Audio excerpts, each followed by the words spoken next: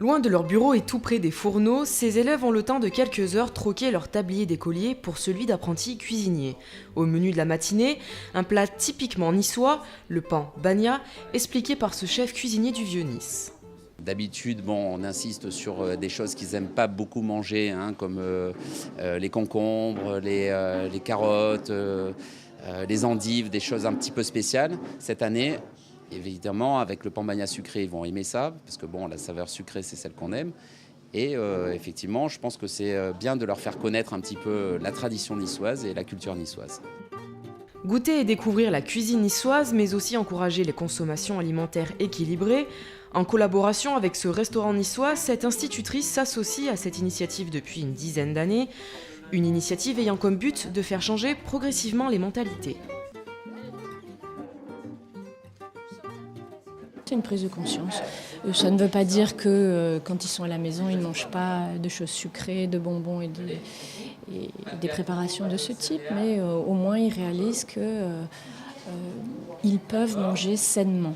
Voilà, ils prennent conscience de ce que ça veut dire. Mais petit à petit, ils l'admettent et ils sont assez contents d'avoir réussi à conquérir quelque chose par rapport à eux-mêmes, c'est-à-dire manger des fruits et non plus des bonbons.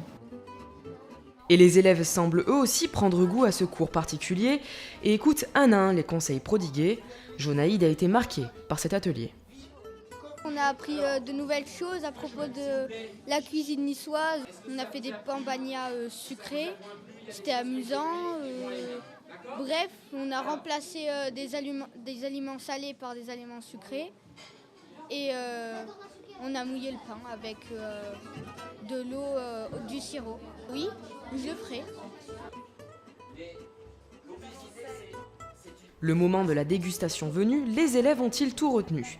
Antoine récapitule les ingrédients du pan bagna sucré.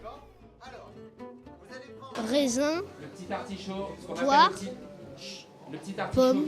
Un sans faute pour Antoine, 18 sur 20, mais attention à ne pas oublier quelques ingrédients. Si vous aussi vous voulez reproduire cette recette à la maison, voici la liste complète pour 5 personnes. Des brioches sucrées, 300 g de fraises, 2 pommes et 2 poires, un ananas, un pamplemousse, 3 oranges, un bouquet de menthe, des morceaux d'orange confite et 100 g de pain d'épices. Après la préparation, la dégustation. Alors Antoine, une note ?